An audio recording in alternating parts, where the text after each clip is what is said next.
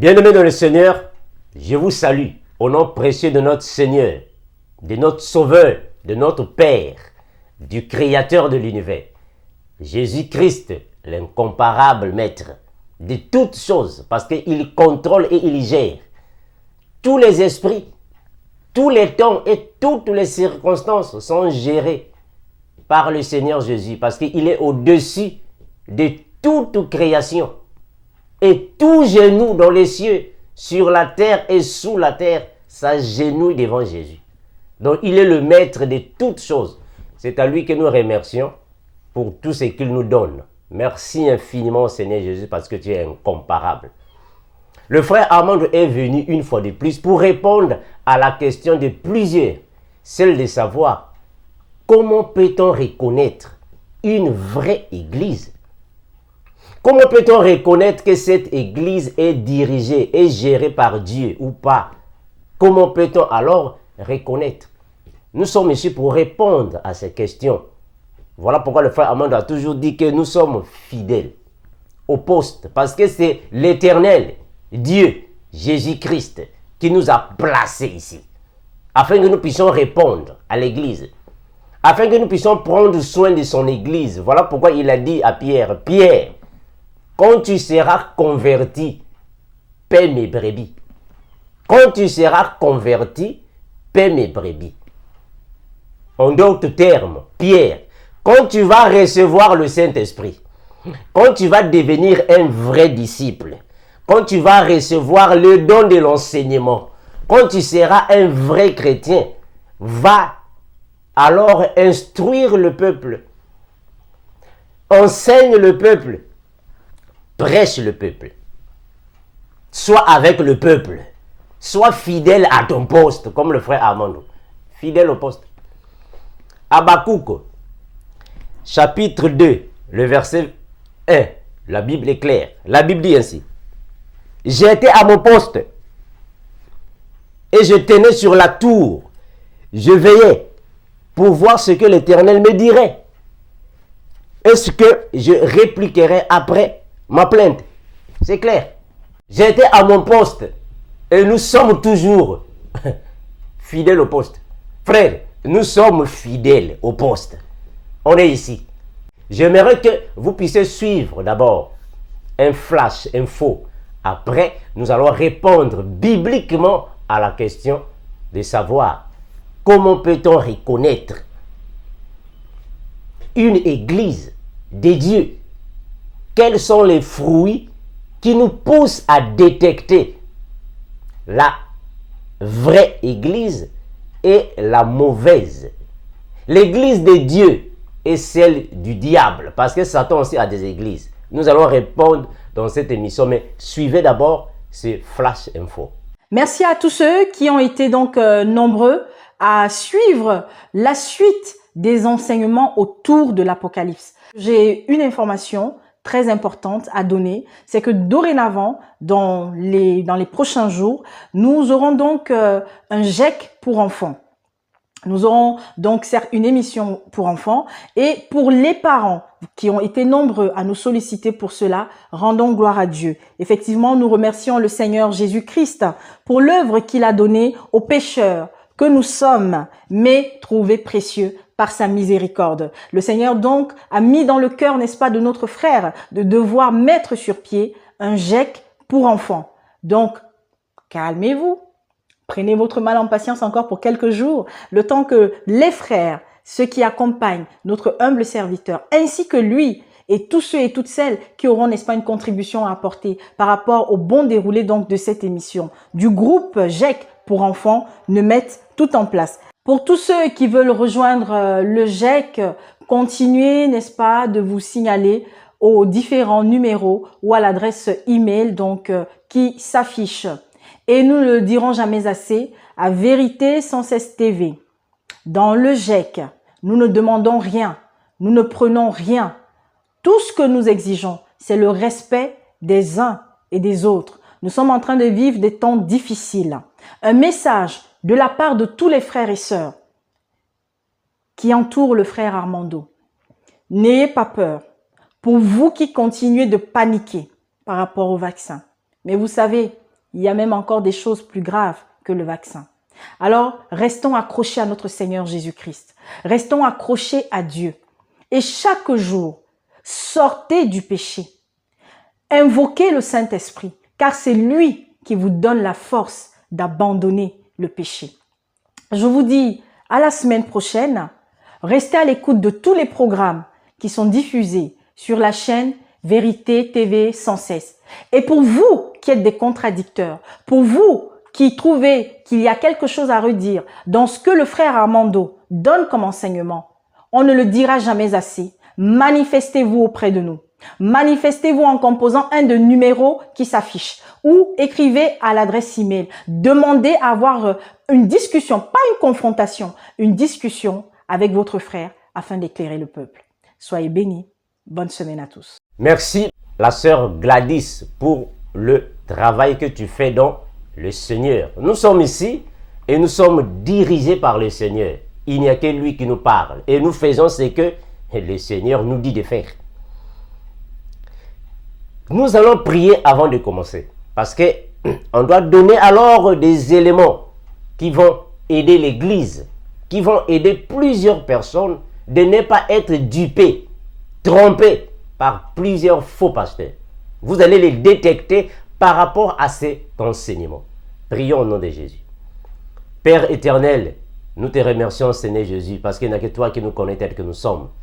Ton Église veut connaître à fond ta parole. Il n'y a que toi qui peux parler par tes serviteurs afin qu'ils puissent connaître Seigneur Jésus-Christ, le vrai chemin à suivre. Par ton esprit, tu nous révèles les choses cachées. Nous te remercions. Béni garde protège ton puissant nom, nous allons se prier et nous disons Amen. Comment peut-on reconnaître une vraie église de Dieu? Comment la reconnaître? On va donner des pilars. On va donner les fondements qui ont été mis en place pour alors l'église. Mais nous allons comprendre que une église avec E majuscule signifie tous les enfants de Dieu aux quatre coins de la terre. Voilà pourquoi le Seigneur Jésus-Christ a dit, allez, faites de toutes les nations mes disciples. Donc nous comprenons que une église avec E majuscule signifie le corps du Christ. L'église avec E majuscule, c'est le corps du Christ. C'est-à-dire que tous les chrétiens qui se trouvent dans les quatre coins de la terre, ils forment alors une église. Mais alors, une église avec E minuscule signifie rien d'autre que Matthieu chapitre 18, le verset 20. Là où deux ou trois sont assemblés en mon nom, je suis au milieu d'eux. Donc nous comprenons que église avec E minuscule signifie une assemblée de personnes. C'est ça qu'on appelle alors l'église. Mais nous allons comprendre, mes frères et sœurs, que l'église à caractère chrétien a commencé depuis le jour de la Pentecôte. C'est là que nous allons parler sur église à caractère chrétien. Pourquoi à caractère chrétien? Mais parce que quand le Seigneur Jésus était ensemble avec ses disciples, il formait aussi une église. Nous disons Amen. C'est vrai. Il formait une église. Quand le Seigneur Jésus était avec ses disciples, il formait une église. Nous disons Amen. Mais sauf que cette église n'avait pas encore reçu le Saint-Esprit. Le Saint-Esprit n'était pas encore descendu sur la terre d'une manière permanente. Donc, nous considérons l'église à caractère chrétien le jour de la Pentecôte, parce que c'était le jour où l'église a reçu le Saint-Esprit et les dons de l'Esprit. C'est à partir de là que nous allons alors commencer la démarche. Là, nous sommes dans Actes des Apôtres, chapitre 2, le verset 4, qui dit la parole. Actes des Apôtres, chapitre 2, le verset 4. Que dit la parole? Nous allons comprendre que l'église à caractère chrétien a commencé là, pendant la venue du Saint-Esprit. La Bible dit ainsi. Je suis dans Actes des Apôtres, chapitre 2. Je prends le verset 1er et je descends. Quand le jour de la Pentecôte arriva, ils étaient tous ensemble au même endroit. Tout à coup vint du ciel un bruit comme celui d'un vent violent qui remplit toute la maison où ils étaient assis. Toute la maison où ils étaient assis. Qui était assis? Les disciples de Jésus. Ils étaient assis dans une maison parce qu'ils attendaient la venue du Saint-Esprit selon la promesse de Dieu. Ils étaient tous assis. Il y avait alors un mélange de personnes. Il y avait des hommes et des femmes qui étaient assis pour attendre la promesse du Saint-Esprit. Je continue. Des langues semblables du feu leur apparurent séparées les unes des autres et elles se posèrent sur chacun d'eux. L'Esprit se posèrent sur chacun d'eux et ils ont commencé de parler en langue. C'est là que l'Église à caractère chrétien a commencé. Là, on parle alors de l'Église primitive, a commencé à partir de là. Ils furent tous remplis du Saint-Esprit. Ils furent tous remplis du Saint-Esprit. C'est pour la première fois. Depuis que le monde a commencé, depuis Adam et Ève dans le jardin, jusqu'au jour de la Pentecôte, c'était l'unique jour que tous les disciples étaient ensemble, assis, pour attendre la promesse, et tous étaient remplis du Saint-Esprit. Ils ont commencé alors à manifester les fruits de l'Esprit. C'était pour la première fois, le jour de la Pentecôte. C'est là que l'Église à caractère chrétien a pris son origine. Ils furent tous remplis du Saint-Esprit et se mirent à parler en d'autres langues. Le frère Armand avait déjà parlé sur les langues des hommes et les langues des anges. Là, théologiquement parlant, on parle de la glossolalie et la gynoglossie. Le frère Armand avait déjà fait une vidéo là-dessus. Comme l'Esprit leur donnait à s'exprimer. Comme l'Esprit leur donnait à s'exprimer. C'est ici que l'Église à caractère chrétien a commencé. Mais alors, dans une Église, il y a alors ce qu'on appelle par une division. Parce que le frère Armand ne peut pas répondre à la question directement sans pourtant vous donner alors les paramètres qu'il faut, sans pourtant vous expliquer la vraie définition d'une Église. Une Église est divisée en sections. Là, je fais allusion au corps du Christ. L'Église est divisée en sections. Le corps du Christ. Quelles sont les sections d'une Église? Là, nous sommes dans 1 Corinthiens, chapitre 12, le verset 28. 1 Corinthiens 12, 28. L'Église est divisée. Il y a des départements dans l'Église. Il y a des départements dans l'Église. 1 Corinthiens, chapitre 12, le verset 28. Qui dit la parole. La parole dit ainsi. Dieu a établi dans l'Église, premièrement, les apôtres. Ça va? Dieu a établi dans l'Église, premièrement, les apôtres. Donc, dans l'Église, corps du Christ, il y a premièrement les apôtres. Les apôtres qui sont là. Deuxièmement, des prophètes. Après les apôtres, viennent les prophètes. Troisièmement, les docteurs de la parole, c'est-à-dire les enseignants qui sont établis. Ensuite viennent ceux qui ont les dons du miracle, puis les dons de guérison, les dons des aptitudes ou capacités spirituelles à conduire le peuple ou de gouverner, le don de diriger et le don de parler de diverses langues. Ça, c'est alors la division d'une église. La manière dont une église doit être divisée. Le fonctionnement d'une église. Après, nous avons Éphésiens. Éphésiens 4, 11 à 12. Éphésiens 4, 11 à 12. Ça, ce sont alors les parties de l'église. Les séparations de l'église. Ce sont alors les éléments qui composent l'église. Sans ces éléments, on ne peut pas parler d'une église. C'est comme si dans une compagnie, vous partez dans une compagnie, il faut qu'il y ait un directeur général, il faut qu'il y ait alors le chef du personnel, il faut qu'il y ait des superviseurs, il faut qu'il y ait des chefs de section, Il faut qu'il y ait des chefs. Partout, c'est comme ça. Et il faut qu'il y ait des travailleurs. Et chaque travailleur a son rôle. C'est la même chose avec une église. L'église est un royaume. C'est le royaume de Jésus. Et c'est lui qui est le roi. Et nous sommes les sacrificateurs. Et dans ce royaume, chacun de nous a son rôle. Mais nous tous, nous formons un seul corps. Qu'est-ce que l'apôtre Paul dit? Là, nous sommes dans Éphésiens, chapitre 4, le verset 11 à 12. Il dit quoi? C'est lui qui a donné comme apôtre, les autres comme prophètes, les autres comme évangélistes, les autres comme bergers et enseignants. Est-ce que vous voyez ça? Les autres comme bergers et enseignants. Il a fait pour former les saints, pour leur former. On doit former les saints. Mais former veut dire quoi? Enseigner. On doit les enseigner. On doit former les saints aux tâches du service en vue de l'édification du corps de Christ. Là, je suis dans la version Louis II 21. Je vais prendre ça dans la version, la Sainte Bible, Louis II. Ici, c'est plus clair. Le français est plus facile à tout le monde. C'est clair.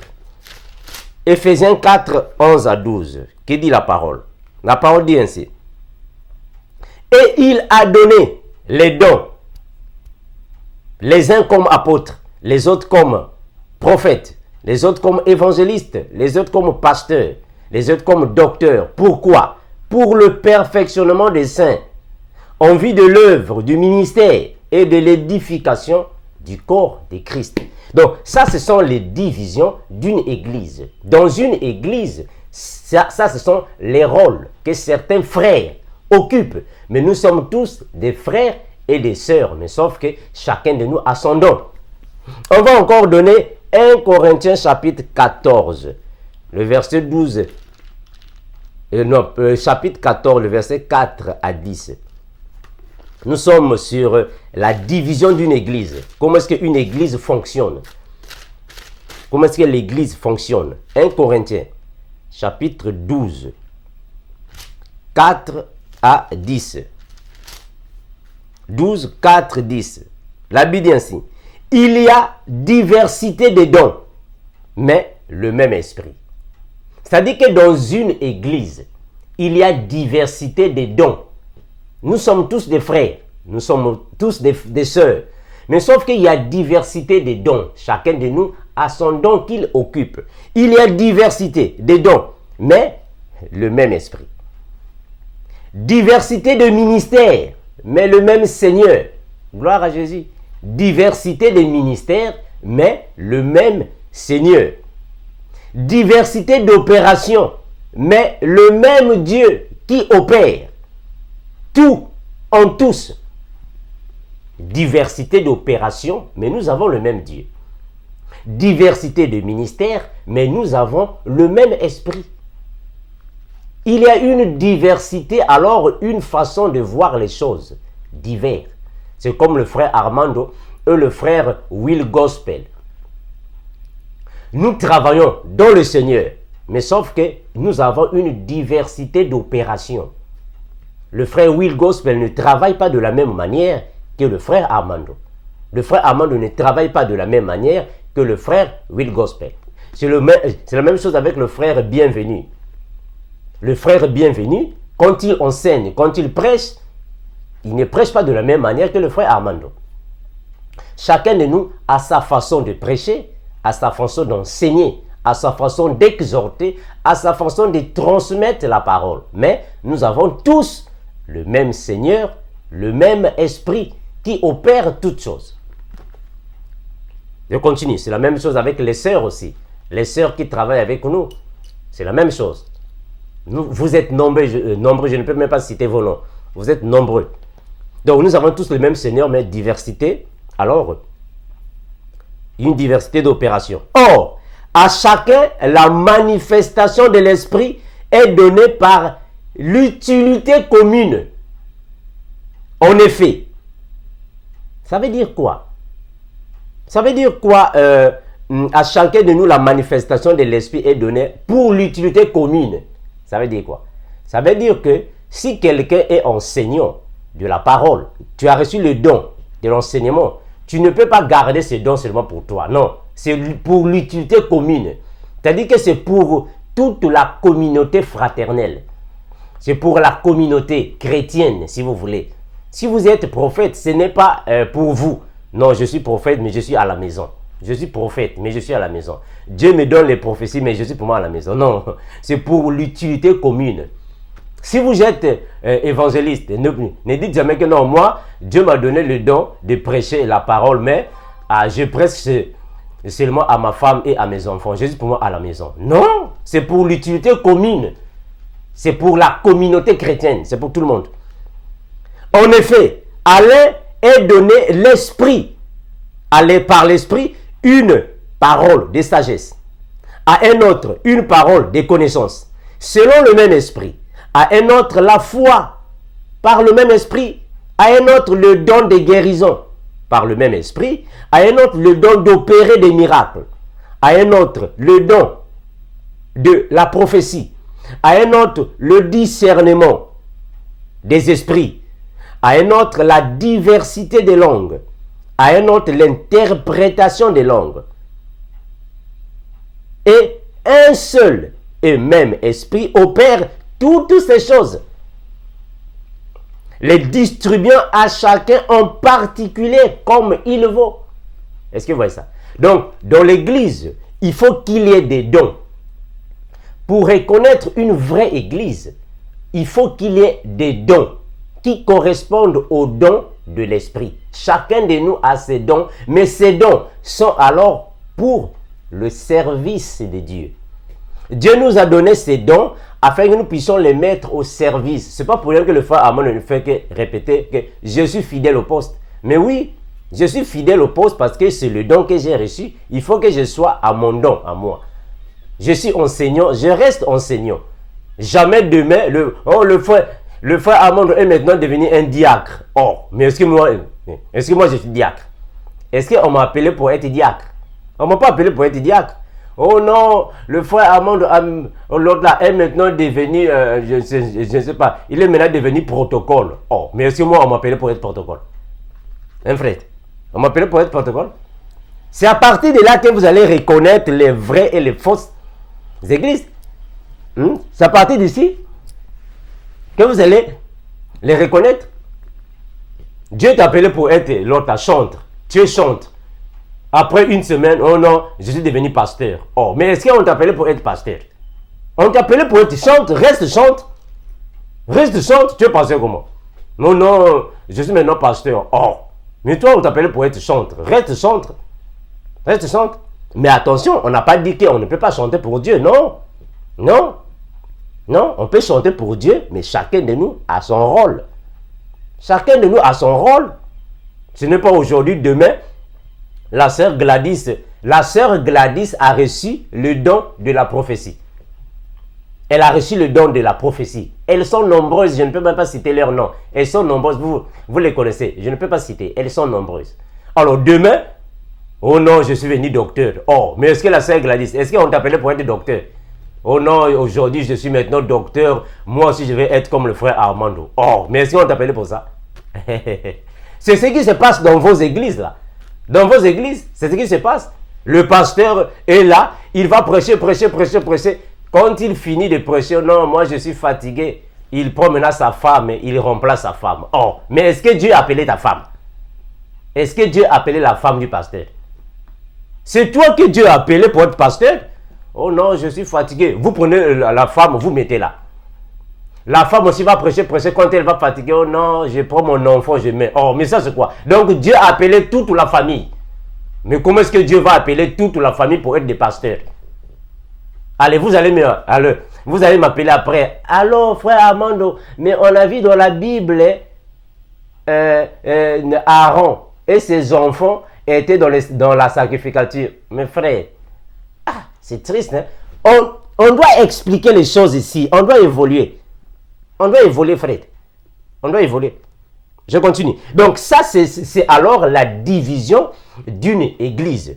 Chacun de nous a reçu son don. Mais le don que chacun de nous reçoit, ce n'est pas pour être à la maison. Oh non, moi, Dieu m'a dit une fois que je serai pasteur. Mais je suis pour moi à la maison. Je suis seulement pasteur, mais à la maison. Je dis, oh, mais non, non. C'est pour l'utilité commune. C'est pour le perfectionnement des saints. C'est pour l'édification du corps de Christ. Tu ne peux pas être pasteur à la maison. Comment est-ce que tu es évangéliste, mais tu es à la maison? Oh non, moi je reçois les prophéties, mais Jésus pour moi à la maison. Oh non, c'est pour l'édification du corps de Christ. C'est pas pour toi. Je continue. Alors, comment est-ce que une église doit fonctionner? Les apôtres de Jésus fonctionnaient comment? C'est à partir d'ici que vous allez comprendre les fondements d'une église. L'église fonctionne comment? Quels sont les fondements d'une église? Là, nous sommes dans Actes des Apôtres, chapitre 2, le verset 42. Actes des Apôtres, chapitre 2, le verset 42. Acte 2, 42. Que dit la parole? La Bible dit ainsi. Il persévérait dans l'enseignement des apôtres. C'est clair. Dans la communion fraternelle, dans la fraction du pain et dans les prières. Ça, ce sont les fondements d'une église. Ça, ce sont les éléments de base d'une église. Premièrement, les enseignements des apôtres. C'est très profond ça. Les enseignements des apôtres. Après vient quoi? La communion fraternelle. Après nous avons quoi? La fraction du pain. Et quoi? Les prières. C'est à partir de ce point ici que vous allez reconnaître une vraie église. C'est à partir de ce point. Une vraie église, on les reconnaît à partir de ce point ici. Il faut qu'il y ait quoi? Les enseignements. Mais les enseignements de qui? Les enseignements des apôtres. C'est-à-dire que tout ce qui se prêche ou s'enseigne dans une église doit être le reflet de ce que les apôtres ont prêché. Mais quel apôtre? Ah, Seigneur Jésus. Quel apôtre? Parce que Jésus a eu plusieurs apôtres. Mais quel apôtre? Voilà, c'est ça la question. Les enseignements des apôtres. Mais quel apôtre? L'apôtre Thomas? Est-ce que l'apôtre Judas? Ou l'apôtre Nathanaël? C'est quel apôtre? Nous comprenons qu'il s'agit de deux apôtres. Ces deux apôtres, c'est eux qui ont été alors mandatés dans le service. L'apôtre Pierre était mandaté pour les circoncis. Et l'apôtre Paul était mandaté pour les nations, les païens, les incirconcis. Donc, nous comprenons que nous devons nous baser à l'apôtre Paul. Parce qu'il a dit que soyez mes imitateurs, comme je suis imitateur de Christ. Mais on n'a pas dit. On n'a pas dit qu'on doit mettre de côté les enseignements de l'apôtre Pierre. Non, ce n'est pas ça que le frère Amando a dit. Le frère Amando veut tout simplement dire que l'apôtre Pierre avait été mandaté pour les circoncis. Mais les deux apôtres sont pour l'église du corps de Christ. Nous disons Amen. Alors, il faut que dans vos églises, les enseignements de vos pasteurs correspondent aux enseignements des apôtres. Il faut que dans votre église, les enseignements, les prédications, les exhortations de votre pasteur soient alors la même chose avec les enseignements de l'apôtre Paul.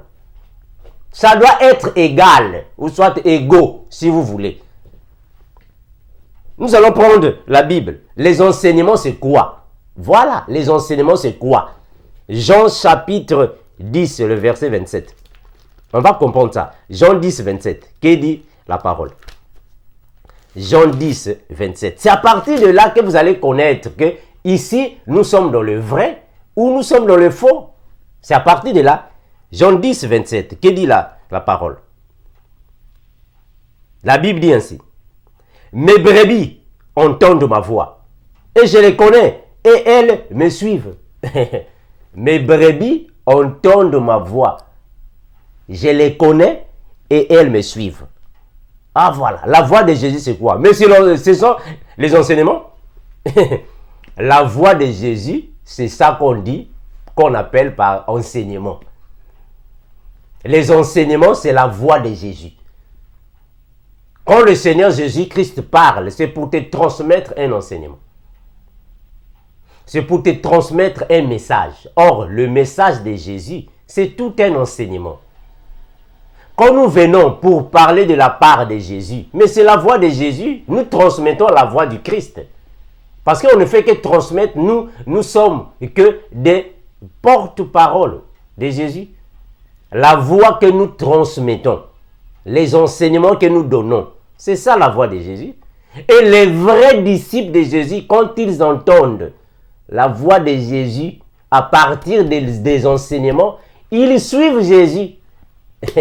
Ils suivent Jésus, la voix de Christ, les enseignements, ils les suivent. Or, Jésus connaît toutes ses brebis. Et toutes les brebis de Jésus, quand elles entendent les enseignements par la bouche des hommes de Dieu, les vrais hommes de Dieu, ils suivent le Seigneur. Je vais lire ça dans cette version. Je suis dans la version Good News Translation. Jean chapitre 10, le verset 27, parce qu'il y a plusieurs personnes qui ont d'autres versions.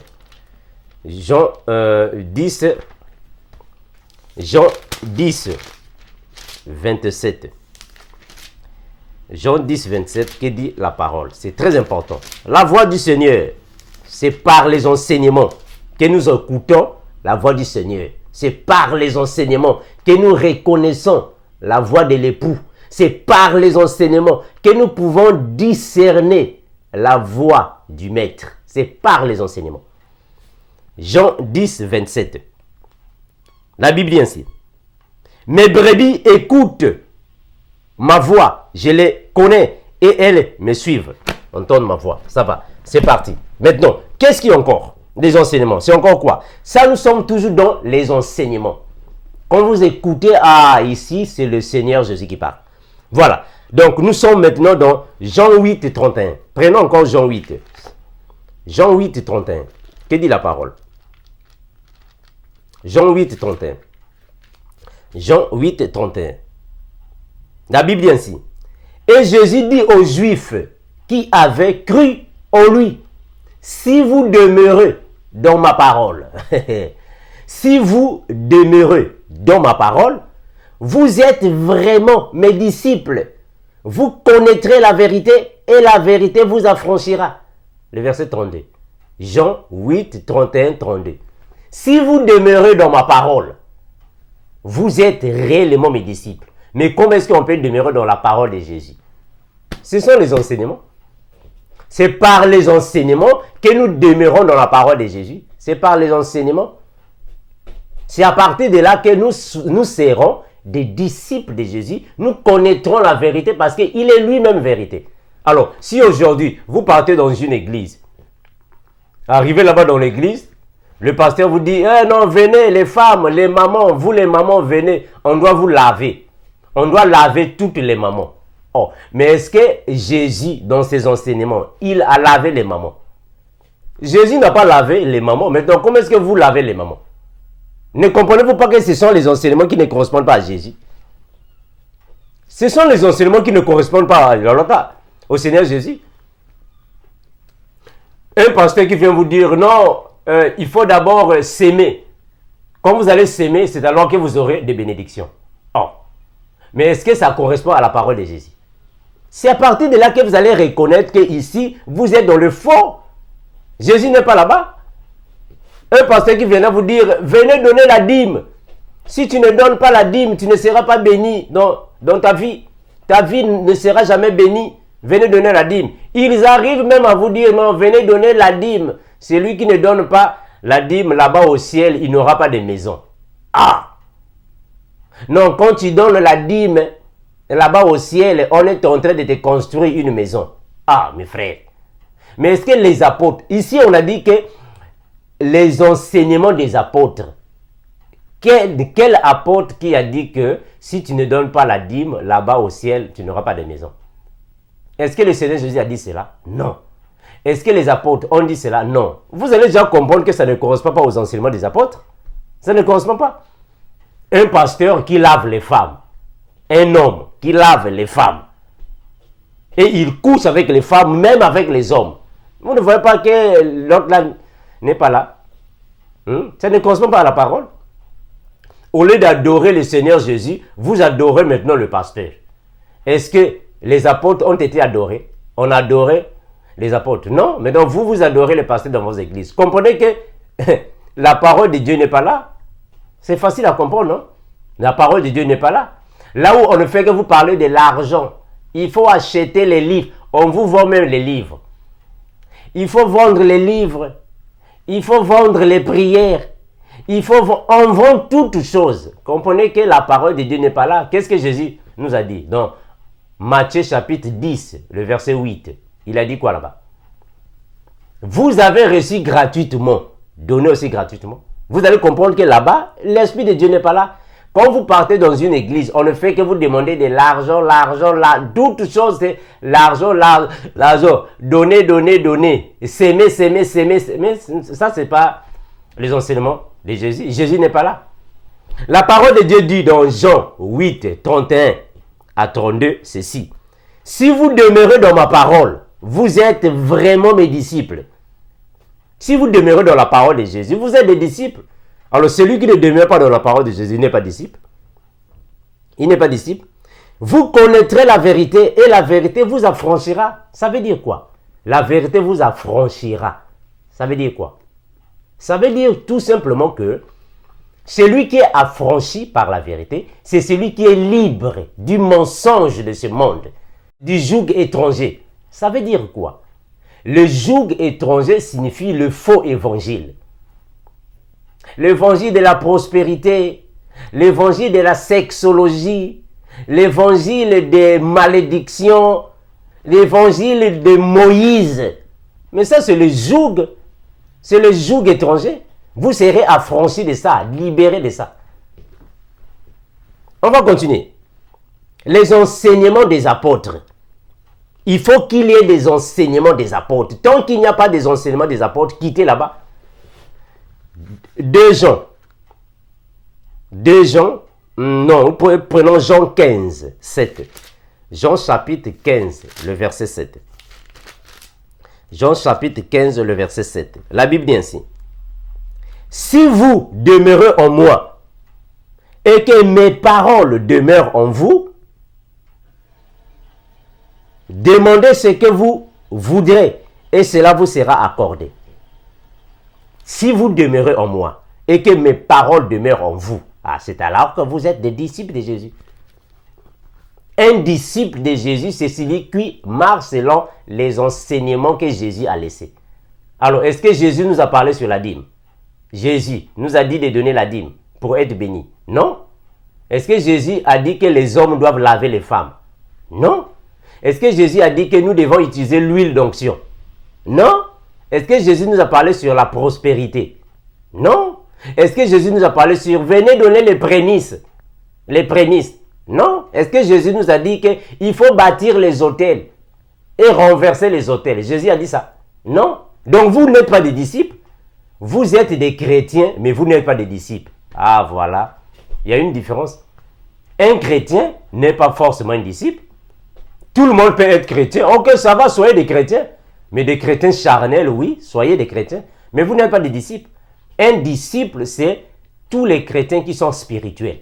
Un chrétien spirituel, c'est lui qui marche en conformité de la parole. C'est eux qui sont les disciples, ceux qui demeurent dans la parole de Jésus. 2 Jean 1,9. 2 Jean 1,9. 2 Jean 1,9. 2 Jean 1,9. 2 Jean 1,9. Que dit la parole? La Bible dit ainsi. Quiconque va plus loin et ne demeure pas dans la doctrine de Christ n'a point Dieu. Quiconque va plus loin et ne demeure pas dans la doctrine de Christ n'a point Dieu. Un pasteur qui vient vous dire que non, quand vous êtes à la maison, il faut allumer les bougies. Tu allumes les bougies tout autour de la maison. Tu allumes l'encens. Après, tu vas dormir. Oh, mais est-ce que ça fait partie de la doctrine de Jésus? Ça ne fait pas partie de la doctrine de Jésus. Un pasteur qui vient vous dire, non, il faut mettre la photo du pasteur. On voit maintenant dans vos maisons, vous prenez la photo du pasteur, vous mettez sur le mur. La photo du prophète, vous mettez sur le mur. Est-ce que la photo du prophète, la photo du pasteur va vous sauver? Vous ne voyez pas que ça, ce ne sont même pas les doctrines, la doctrine de Jésus. Ce n'est pas la doctrine de longtemps, de Jésus. Ce n'est pas la doctrine de Jésus. Jésus n'a pas enseigné ça. Toute personne qui va plus loin n'a pas Jésus. N'a pas Jésus. Vous partez dans une église, le pasteur prend le drapeau d'Israël. Tiens, dans l'église. Oh. Mais toi qui es vietnamien, qu'est-ce que tu fais avec le drapeau d'Israël? Toi qui es burkinabé, tu fais quoi avec le drapeau d'Israël? Est-ce que tu es israélien? Hein, frère, tu es camerounais, mais qu'est-ce que tu fais avec le drapeau d'Israël? Ça n'a rien à voir avec toi. Ça ce n'est pas la doctrine de Jésus. Vous partez loin et vous n'êtes pas dans la doctrine de Jésus. Vous n'êtes pas des disciples. Vous allez comprendre que ça, ce sont des fausses églises. Galates, chapitre 1er, verset 8. Les enseignements des apôtres. Il faut qu'il y ait les enseignements des apôtres. Ce qui veut dire qu'il faut qu'il y ait dans vos églises les traces de Jésus. Les traces du vrai évangile. On doit vous presser le vrai évangile. Galates 1:8. Galates 1:8. Que dit la parole? Mais, quand nous-mêmes, quand un ange du ciel annoncerait un autre évangile que celui que nous vous avons prêché, qu'il soit anathème. Qu'il soit anathème. Si déjà quelqu'un vient vous prêcher un évangile qui est contraire aux enseignements des apôtres, ne le recevez pas. Même si c'est un ange, ne le recevez pas. Même si c'est un ange. Non, moi quand je dormais, j'ai vu un ange. Un ange est venu, il a quitté depuis le ciel, il est venu me dire, réveille-toi, réveille-toi, va mettre du poison. Va mettre du poison dans la nourriture de ta maman. C'est moi Dieu qui l'a dit. C'est faux. Ça c'est quel genre d'ange là? C'est faux. Le diable se déguise en ange de lumière. Voilà pourquoi il y a plusieurs pasteurs dans plusieurs églises. Il vient là, Dieu m'a dit, non, non, non. Dieu ne parle pas à tout le monde. Plusieurs parmi eux sont dirigés par les démons. C'est comme dernièrement, on avait vu, je ne sais pas si au Cameroun ou soit l'autre, au Gabon. Les gens ont vu Marie. Non, Marie est venue à l'autre à la maison. Ils sont partis prendre les photos à Marie. Marie, check. Oh, mes frères, ça c'est quoi ça? Est-ce qu'on peut prendre les photos à Marie? Non, Marie est venue, on a pris les photos à Marie. Il y a même les gens qui prennent les photos aux anges. Non, l'ange est venu. C'est comme il y a un faux prophète qui est là-bas en RDC. Il vient dire que non, il y avait les anges sont venus. Après, on a pris les photos aux anges. Ah, mais comment est-ce qu'on peut prendre les photos aux anges?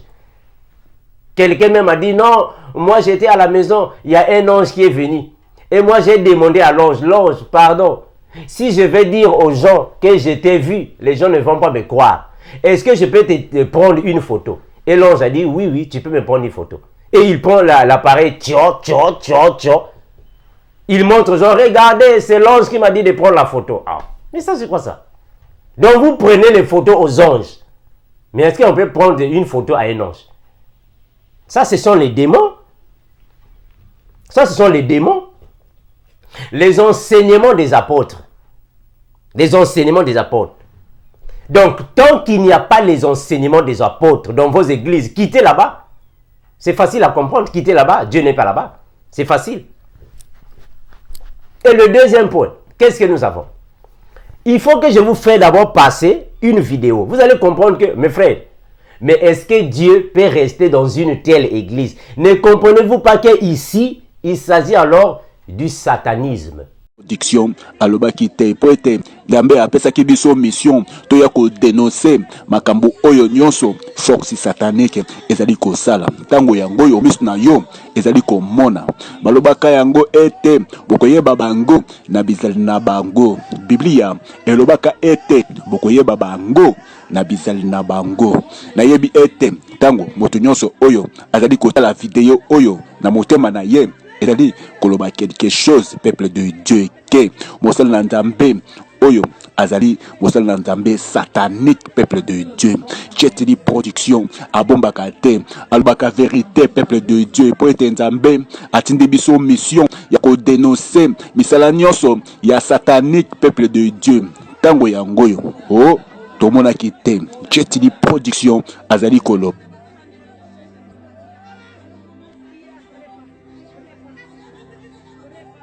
C'est du satanisme, frère. Dieu n'est pas là-bas.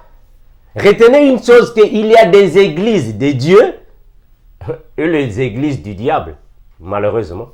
Et le deuxième point, vous avez quoi? La communion fraternelle. Il faut qu'il y ait la communion fraternelle. Mais la communion fraternelle, c'est quoi? Qu'est-ce que signifie la communion fraternelle? Version Good News Translation. Là, nous sommes dans 1 Pierre. 1 Pierre 3, 8 à 9. 1 Pierre 3, 8, 9. 1 Pierre 3, 8, 9. Je vais lire ça dans cette version. 1 Pierre 3, 8, 9. Que dit la parole? Enfin, soyez tous au soit, ayez tous les mêmes dispositions et les mêmes sentiments. Aimez-vous comme des frères. Soyez bienveillants et humbles les uns à l'égard des autres. Ne rendez pas le mal pour le mal ou l'insulte pour l'insulte, mais au contraire, répondez par une bénédiction, car c'est une bénédiction que Dieu a promis et vous accordez quand il vous appelez. C'est ça qu'on appelle par la communion fraternelle. Je vais lire ça dans la version la plus simple pour que la compréhension soit facile. 1 Pierre 3. 1 Pierre 3. 3, 8 à 9. 1 Pierre 3, 8, 9. Enfin, soyez tous animés des mêmes pensées. Ayez tous les mêmes pensées dans le Seigneur. Dans vos rapports avec... Non, soyez tous animés des mêmes pensées et des mêmes sentiments, pleins d'amour fraternel, de compassion, d'humilité. Ne rendez point mal pour mal ou injure pour injure. Bénissez au contraire, car c'est à cela que vous avez été appelés afin d'hériter la bénédiction. C'est ça qu'on appelle par la fraternité ou soit la communion fraternelle. C'est d'avoir les mêmes sentiments dans le Seigneur, les mêmes idées dans le Seigneur, la même foi dans le Seigneur. Malheureusement, aujourd'hui, ce n'est pas la même chose. Aujourd'hui, ce n'est pas la même chose. L'église d'aujourd'hui n'a pas la même foi. Les uns pensent à d'autres choses, les autres aussi à d'autres choses. Vous n'avez pas la même foi. Voilà pourquoi aujourd'hui, il y a même des pasteurs qui s'empoisonnent. Un pasteur qui va prêcher dans une église quelconque et l'autre pasteur empoisonne. Mes frères, mais comment est-ce qu'un pasteur peut empoisonner un pasteur? Il n'y a pas de sens, mes frères. Vous n'avez pas les mêmes sentiments. Un pasteur qui va prendre la femme du pasteur, mes frères, un pasteur qui va coucher avec la femme d'un autre pasteur. Et c'est ça que vous appelez une église. Ça, ce ne sont pas des églises. Le pasteur qui va coucher avec avec la fiancée d'un frère. Ça, c'est quoi ça? Ça, c'est pas une église. Ça, c'est pas une église, frère. Ça, vous n'avez pas la communion fraternelle. Vous n'avez pas ça. Prenons encore Matthieu 18. Que dit la Bible? Matthieu 18 dit que... on va d'abord lire ça. C'est très important. Matthieu 18. On doit lire tous les versets. Matthieu 10, 8. La Bible dit ainsi. Guérissez les malades, ressuscitez les morts, purifiez les lépreux, chassez les démons. Vous avez reçu gratuitement, donnez aussi gratuitement. C'est ça la communion fraternelle. La communion fraternelle, c'est ça. Vous avez reçu gratuitement, donnez aussi gratuitement. Un frère qui vous appelle, allô, frère Armando, oh, je veux que tu puisses prier pour moi, je ne me sens pas bien. Je vais d'abord dire, ok frère, c'est bon. Avant de prier pour toi, il faut que tu m'envoies d'abord $500. Quand je vais recevoir les $500, c'est alors que je vais prier pour toi. Oh, mon frère, vous n'avez pas la communion fraternelle. Vous n'avez pas la communion fraternelle. Ça n'a pas de sens. Allô, frère Armando, moi je suis ici en Europe. Je veux que tu puisses prier pour moi. Mon mariage a des problèmes. Et prie pour moi afin que Dieu puisse m'aider. Allô, ma soeur, c'est bon, j'ai entendu ta requête, mais je vais monter sur la montagne pour prier. On va aussi jeûner. On va à la montagne pour prier, on va aussi jeûner. Donc, envoie-moi d'abord, faites 300 €. On va monter à la montagne, on va jeûner, on va 300 €. Après, on va prier pour toi. Mes frères, vous n'avez pas la communion fraternelle. Il n'y a pas la communion fraternelle là-bas. Donc, comme vous voyez déjà dans une église, on ne fait que vous demander chose après chose. Le donna. Quittez là-bas. Dieu n'est pas là-bas. Il n'y a pas la communion fraternelle là-bas. Il n'y a que la jalousie là-bas. La haine qui est là-bas. L'hypocrisie qui est là-bas. Un frère, il n'y a que l'impureté. Toutes les mauvaises choses sont là-bas. Les frères couchent avec les sœurs couchent avec les frères.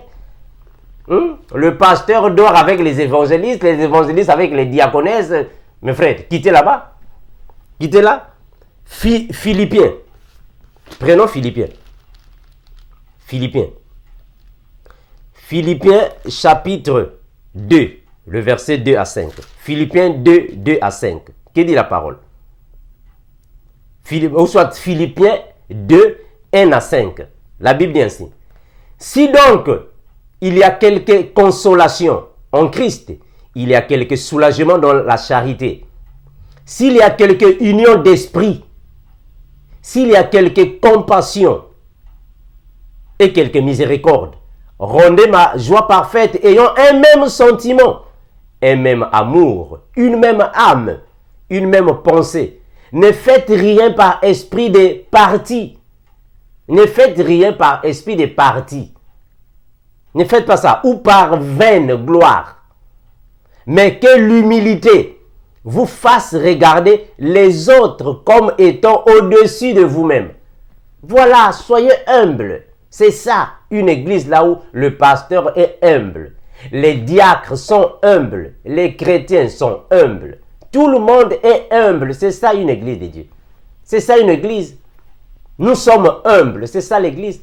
Ne ce n'est pas vous êtes la bouffe des orgueilleux. Il n'y a que le pasteur qui peut parler. Personne d'autre ne peut parler. Il n'y a que le pasteur qui a raison.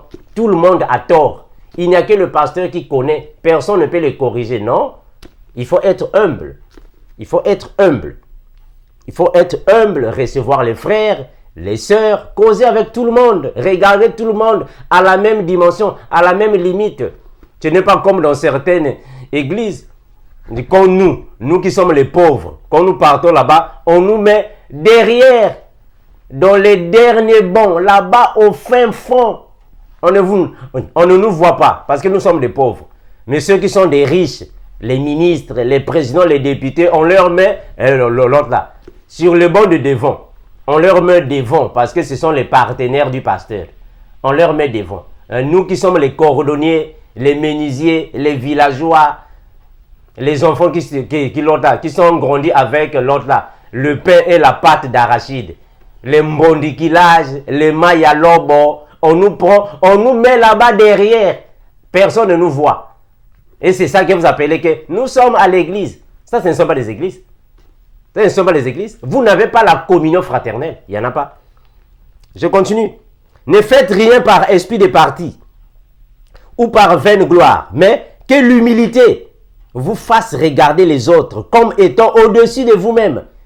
Que chacun de vous, au lieu de considérer ses propres intérêts, considère aussi les intérêts des autres. Mais oui, frère, Au lieu de considérer vos propres intérêts seulement, considérez aussi les intérêts des autres. Vous partez dans une église, le pasteur a 3 voitures. Le pasteur est riche, il ne fait qu'acheter des voitures chères. Il a 3 voitures terribles qui coûtent beaucoup d'argent que même les ministres ne peuvent même pas avoir. Mais le pasteur en a. Le pasteur vit à l'aise, au lait ou au miel. Mais quand vous voyez les fidèles, ce sont les gens qui vendent du pain au marché. Oh, ce sont les vendeurs ambulants, les vendeuses ambulantes, les gens qui vendent des tomates et des légumes au marché.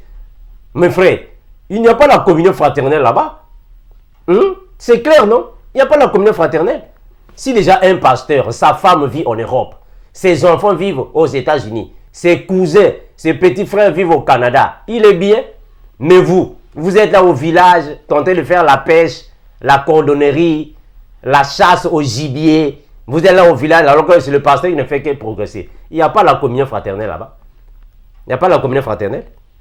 Que chacun de vous, au lieu de considérer ses propres intérêts, considère aussi ceux des autres. Ayez en vous les sentiments qui étaient en Jésus-Christ, lequel, existant en forme de Dieu, n'a point regardé comme une proie à arracher d'être égal à Dieu. Soyons comme Christ. Il était Dieu en personne, mais il n'a pas regardé sa divinité. Mais il s'est mis à la place de ses serviteurs, jusqu'au point de les appeler mes amis. Vous êtes mes amis. Vous êtes mes disciples. Vous êtes mes frères. Jusqu'à ce point, vos femmes vont repasser les habits du pasteur. Oh, mes frères, est-ce que les sœurs peuvent aller repasser les habits du pasteur? Maintenant, est-ce que les enfants du pasteur aussi vont repasser les habits du diacre? Est-ce que les enfants du pasteur vont aussi repasser les habits de l'évangéliste? Est-ce que les enfants du pasteur vont aussi repasser les habits du pasteur collaborateur? Est-ce que la femme du pasteur va aussi repasser les habits de l'évangéliste collaborateur? Mais pourquoi seulement vos femmes et vos enfants qui doivent aller repasser les habits du pasteur? Il n'y a pas la communion fraternelle. Parce que le pasteur n'est pas supérieur à vous. Non, nous sommes tous des frères, mais chacun de nous a son rôle, a son don dans l'église. Chacun de nous, oui, nous connaissons que les pasteurs doivent recevoir un double honneur. Oui, nous disons Amen parce que c'est biblique. Il y a certains qui ont une double onction. Nous disons Amen. Les pasteurs sont comme les conducteurs. Ils doivent être honorés. C'est ce que la Bible nous dit. Nous disons Amen. Mais sauf que on ne peut pas faire de ça une chose pour dominer sur les faibles. Non, c'est pas ça. Le Seigneur Jésus était le Seigneur, Dieu en personne. Mais il était semblable à ses disciples. Il était semblable à ses frères. On a vu l'apôtre Paul. Qui de vos pasteurs est plus que l'apôtre Paul? L'apôtre Paul était semblable à ses frères. Pourtant, il avait un double honneur, mais il était semblable à ses frères. Simple. Simple. Il mangeait avec ses frères, il causait avec... C'est ça qu'on appelle un berger, un conducteur, un pasteur. C'est ça. Il est simple. Mais il reconnaît que nous avons alors un don, ou soit une charge qui est supérieure aux autres. Nous avons des charges supérieures aux autres dans le Seigneur. Nous connaissons ça, oui, mais nous sommes des frères et des sœurs. Nous sommes des frères dans le Seigneur. Il faut qu'il ait la considération de tout le monde, à la même échelle, au même niveau. Tout le monde. C'est ça. Je prends encore un autre verset. Là, je suis dans Matthieu 23. Matthieu 23, 8. Matthieu 23, 8. Que dit la parole? Mais vous, ne vous faites pas appeler Rabbi, car vous n'avez qu'un seul maître qui est le Christ. Et vous êtes tous des frères. Ne vous faites pas appeler Rabbi. Un seul est votre Rabbi. Vous êtes tous des frères. Ah mais oui. Mais oui, nous sommes tous des frères. Bien que il y a de ceux qui doivent conduire le peuple. Il y a de ceux qui doivent diriger le peuple. Il y a de ceux qui doivent paître le troupeau. Mais nous sommes tous des frères. Voilà pourquoi dans vos églises, on vous appelle père spirituel. Oh, mes frères, quand vous partez déjà dans une église, là où on ne fait qu'appeler le pasteur par père spirituel, comprenez que les enseignements des apôtres ne sont pas là-bas. Est-ce que Paul, on l'appelait père spirituel? Non, ce ne sont pas des pères spirituels. Il n'y a que des pères ont la foi et les fils ont la foi. Mais le Seigneur Jésus, c'est lui qui est le père spirituel. Parce que si ton pasteur est ton père spirituel, Jésus aussi est ton père spirituel. Finalement, tu auras combien de pères spirituels? 2 pères spirituels. Non, c'est impossible. On ne peut pas avoir 2 pères spirituels, ça n'a pas de sens. Et maintenant, si c'est une femme, voilà, c'est ça. Si votre pasteur est un homme, vous l'appelez père spirituel. Ok, c'est une ignorance. Maintenant, si la personne qui vous conduit est une femme, vous allez l'appeler comment? Mère spirituelle. Ah, ça encore, c'est plus grave. Hein? C'est plus grave encore. Mère spirituelle. Donc, le pasteur est un homme de Dieu. Donc, la femme de Dieu. Ah, mes frères, c'est grave. Hein? Donc, le pasteur est un père spirituel. La femme spirituelle. Ou soit mère spirituelle. Ce sont des faussetés. Quand vous voyez déjà comme ça, quittez là-bas. La parole de Dieu n'est pas là. Les enseignements ne sont pas là-bas. Alors, donc ça, c'est la fraternité. Voilà, la fraternité, mais aussi la communion fraternelle. La communion fraternelle, c'est le respect de l'autre. Les mêmes sentiments. Respecter les opinions des autres. Ne pas forcer les gens de faire ce que nous voulons, mais leur laisser alors le libre arbitre. C'est ça, avoir les mêmes pensées, la même foi. Quand vous avez les mêmes pensées, vous avez la même foi, les mêmes idées dans le Seigneur, alors marchez ensemble. On dit gloire à Jésus. Mais quand vous avez des divergences, des contradictions continuelles, mes frères, ne restez pas là pour affaiblir votre foi. Il est mieux que vous puissiez alors vous séparer dans le Seigneur, comme l'apôtre Paul et l'apôtre Barnabas. On se sépare dans le Seigneur, mais nous ne sommes pas des ennemis. Vous pouvez continuer de causer, continuer de s'appeler, continuer de s'aider. Vous n'êtes pas des ennemis. On continue de garder la même fraternité, mais à distance. Cela n'est pas un péché. Alors, nous avons aussi ce qu'on appelle par la fraction du pain. Ça veut dire quoi la fraction du pain? Il faut qu'il y ait ces éléments ici dans une église. Tant qu'il n'y a pas ces éléments dans une église, vous saurez que vous n'êtes pas dans le vrai. Il faut qu'il y ait aussi la fraction du pain. Ça veut dire quoi la fraction du pain? Ésaïe, chapitre 58, le verset 7. Ésaïe 58, le verset 7. Ésaïe 58, le verset 7. Que dit la parole? La fraction du pain signifie quoi? Partage ton pain avec celui qui a faim et fais entrer dans ta maison les malheureux, sans asile. Si tu vois un homme nu, couvre-le et ne te détourne pas de ton semblable. Oh mes frères, c'est profond ça. On va traduire ça, soit on va interpréter ça pour une bonne compréhension. Partage ton pain avec celui qui a faim. C'est-à-dire, aime ton prochain comme toi-même. Donne à celui qui est dans le besoin. On n'a pas dit partage ton pain avec ton pasteur. Non, non. Non, mes frères. On n'a pas dit partage ton pain avec le bishop. Non, non. On n'a pas dit partage ton pain avec le diacre et la femme du pasteur. Non, on a dit partage ton pain avec celui qui est dans le besoin, celui qui a faim. C'est-à-dire que l'apôtre Paul dit que Dieu aime celui qui donne avec joie. Mais on n'a pas dit que Dieu aime celui qui donne à l'église avec joie. Non, non, non. Dieu aime celui qui donne avec joie. Mais donner à qui? À celui qui est dans le besoin. À celui qui a faim. À celui qui nécessite. Donne à lui ou à elle. Partage ton pain avec celui qui est dans le besoin. et fais entrer dans ta maison les malheureux sans asile. C'est-à-dire que porte de l'aide à ceux qui veulent être aidés. Si tu vois un homme nu, si tu vois un homme dans le besoin, va le couvrir, c'est-à-dire que aide-le. Va lui porter de l'aide si possible. Et ne te détourne pas de ton semblable, ne te détourne pas de ton frère. Ça, c'est la fraction du pain. Mais malheureusement, vous partez dans une église, il n'y a que le pasteur qui s'enrichit. Les disciples, ou soit les collaborateurs, ou les fidèles ne sont que dans le malheur. Il n'y a pas la fraction du pain là-bas. Il n'y a pas la fraction du pain. Il n'y a que le pasteur qui ne fait que s'enrichir. Et vous vous appauvrissez. Il n'y a pas la fraction du pain là-bas. Il n'y a pas la fraction du pain.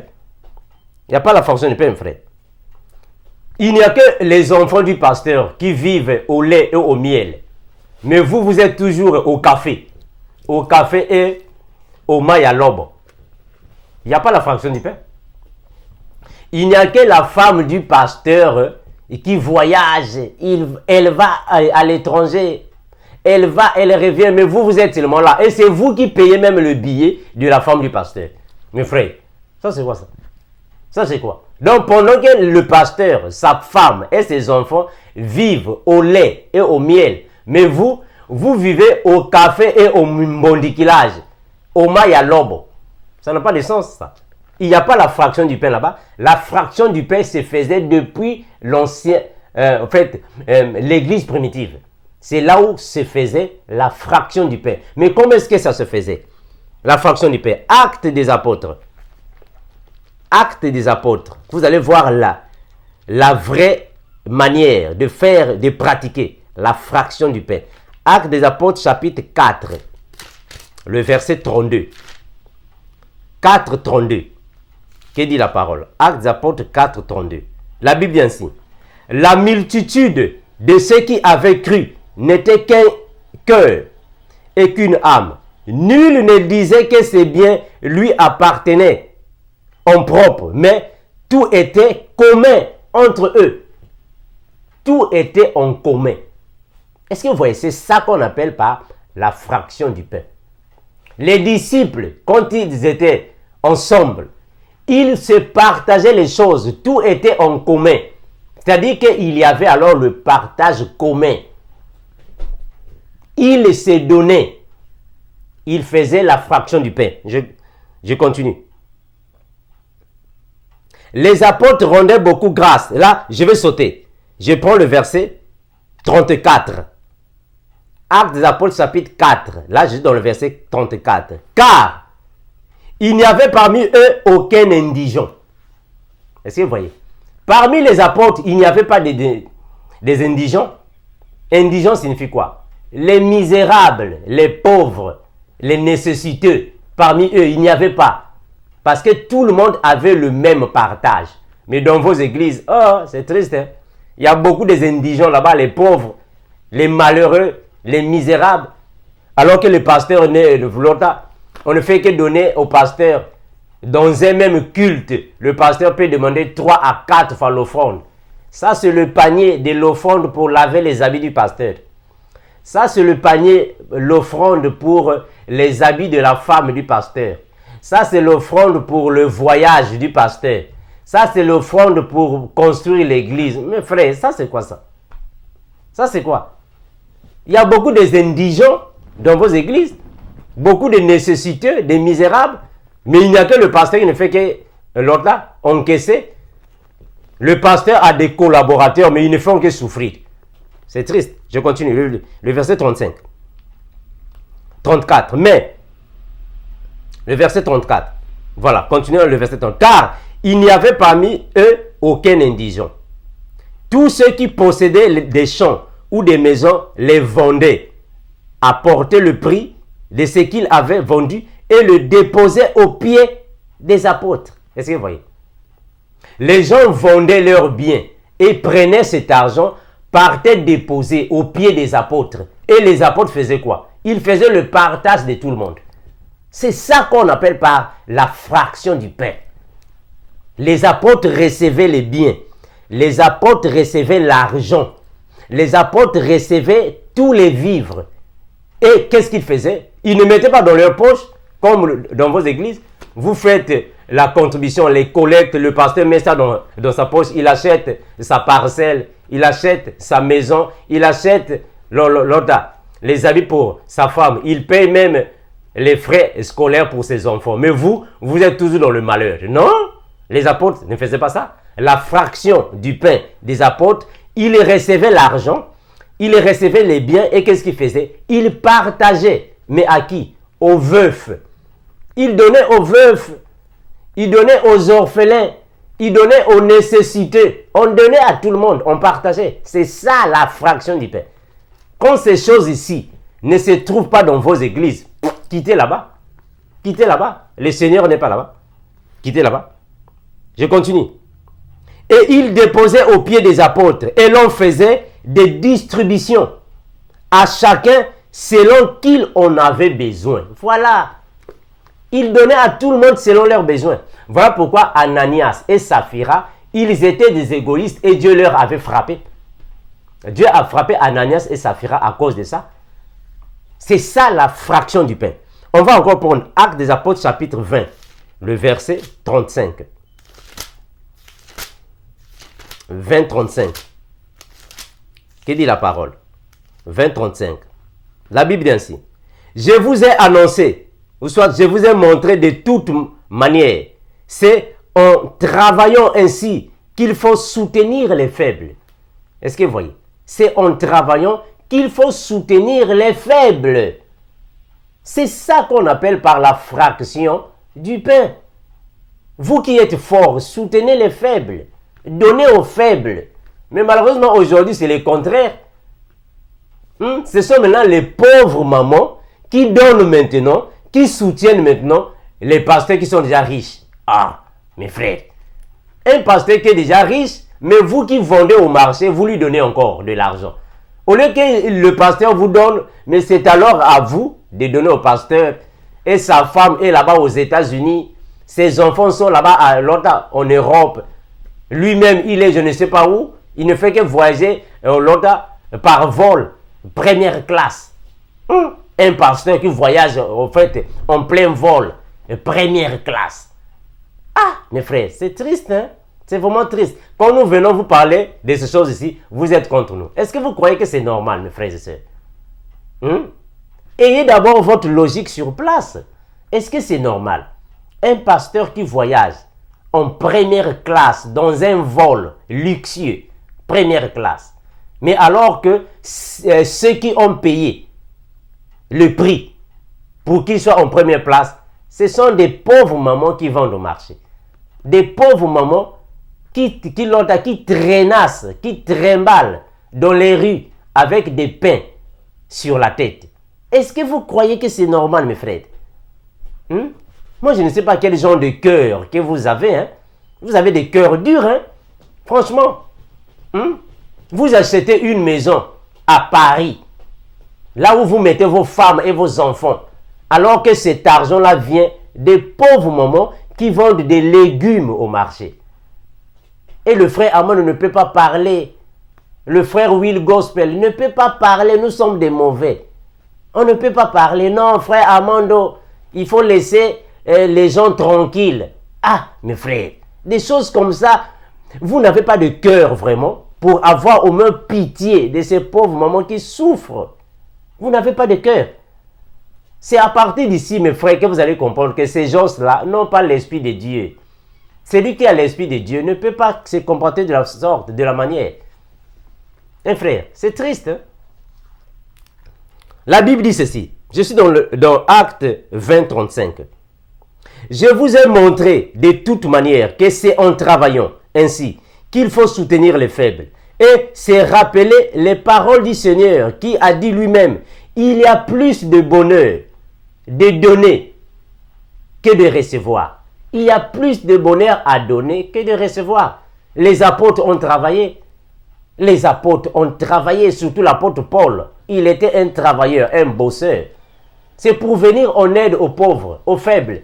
Mais quand on va dans vos églises, c'est le contraire. Quand vous voyez déjà dans une église toutes les choses que je suis en train de citer, mes frères et sœurs, ne vous questionnez plus.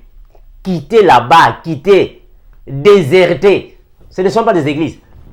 Déserter, c'est ce que la Bible nous recommande. Partage ton pain avec ton frère qui est dans le besoin. Partage ton pain avec ta sœur qui est dans le besoin. C'est ce que la parole demande. Le frère Amon ne peut pas venir ici. Mes frères et sœurs, moi je vais aller à Paris. Moi je vais aller à Dubaï, au Canada. Envoyez-moi de l'argent. Payez-moi le vol afin que je paye la première classe. Et le frère Amon, je serai là aussi dans un vol. Première classe, je voyage. Non, c'est pas ça. Ça, c'est pas l'évangile, ça. Ça, c'est pas l'évangile.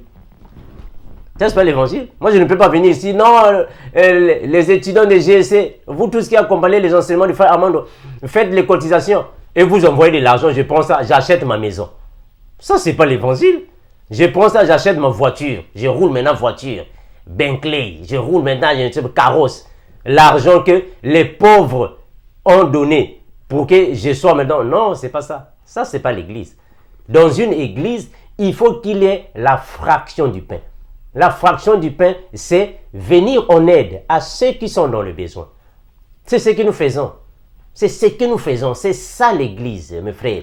Quand vous ne voyez pas ces éléments ici, quittez là. Dieu n'est pas là-bas. Dieu n'est pas là-bas. Aidons-nous les uns les autres. Quand tu vois ton prochain dans le besoin, aide ton frère. Tu vois ta sœur dans le besoin, aide ta sœur. Ce ne sont pas seulement la Bible, la Bible, la Bible. Non, non. Les vrais disciples de Jésus ne se sont pas limités seulement à la Bible. Verset biblique, la Bible, non, aussi les œuvres. La Bible et les œuvres. Parce que la parole dit que la foi doit être accompagnée des œuvres. Une foi qui n'a pas des œuvres, elle est morte. Il faut qu'il y ait aussi des œuvres. Partage ton pain. C'est ça qu'on parle sur la fraction du pain. Ce n'est pas seulement au pasteur. Il faut prendre, donner au pasteur. On va vous donner alors des versets bibliques pour vous aliéner. Malachie 3.10, venez donner les dîmes. C'est seulement ça, mes frères. Galates 6.6, partage tes biens à celui qui t'enseigne la parole. Maintenant, vous allez partager quand? Parce que la Bible dit qu'il y a plus de bonheur à donner qu'à recevoir. Ça, vous ne dites pas ça. Il a plus de bonheur à donner qu'à recevoir. Mais vous, les pasteurs, vous ne faites que recevoir. Vous ne donnez jamais. C'est vous les forts, vous les pasteurs, qui avez de l'argent, qui devez soutenir les faibles. Et ce ne sont pas aux faibles de vous soutenir. Ça, c'est le contraire des choses. C'est le contraire des choses. Donc, c'est ça qu'on appelle par la fraction du pain. La fraction du pain. Mais alors, nous avons aussi ce qu'on appelle par les prières. Les prières. Dans les prières, nous n'avons pas seulement les prières, tout simplement, mais nous avons aussi les louanges et les adorations. Ah oui, les prières. Quand on parle des prières, on fait allusion à quoi? Matthieu chapitre 6, le verset 7. Matthieu 6, 7. Matthieu 6, 7. Qui dit la parole? Matthieu chapitre 6, le verset 7. La Bible dit ainsi. En priant, c'est-à-dire quand vous priez, ne multipliez pas de vaines paroles, comme font les païens qui s'imaginent qu'à force de prier, qu'à force de paroles, ils seront exaucés. Ne leur ressemblez pas, car votre Père qui est dans les cieux, il sait déjà de quoi vous avez besoin avant que vous ne lui demandez. Donc, il connaît ce que vous voulez et il va alors l'accomplir. C'est clair. Alors, prenons aussi Proverbe, chapitre 28, le verset 9. Proverbe 28, 9. La Bible dit ainsi. Si quelqu'un détourne l'oreille pour ne pas écouter la loi, sa prière même est une abomination. Est-ce que vous voyez ça? Si quelqu'un est incrédule à la parole, sa prière est une abomination. C'est-à-dire que quand vous priez, il faut que vous soyez d'abord propre avant de prier. Il faut que vous soyez conforme à la parole avant de prier, en accord avec Hébreux 12, 14. Il faut que vous ayez la vie de sanctification. l'intimité avec Dieu. Il faut que vous ayez les bons fruits avant de prier à Dieu et qu'il exauce alors vos prières. Alors, si vous n'avez pas la vie de sanctification, Dieu ne va pas exaucer vos prières. Il faut que vous soyez conforme à la parole avant d'être exaucé. Mais alors, quand vous priez aussi, il faut que vous puissiez adorer le Seigneur dans les chants, louer le Seigneur dans plusieurs manières. Nous avons Éphésiens 5 pour terminer. Éphésiens, chapitre 5, le verset 19. Éphésiens 5, 19, qui dit la parole. Parce que la prière n'est pas seulement venir prier. La prière fait aussi partie des adorations, les louanges. Tout ça, ça fait partie alors de la prière. Chanter pour Dieu, ça fait partie de la prière. Éphésiens 5, 19, qui dit la parole. La Bible dit ainsi. Soyez au contraire remplis de l'esprit.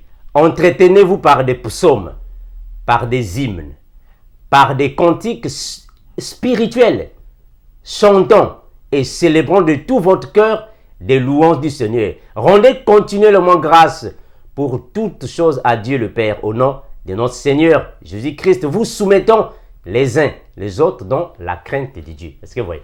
Donc tout ça, ça fait partie des prières.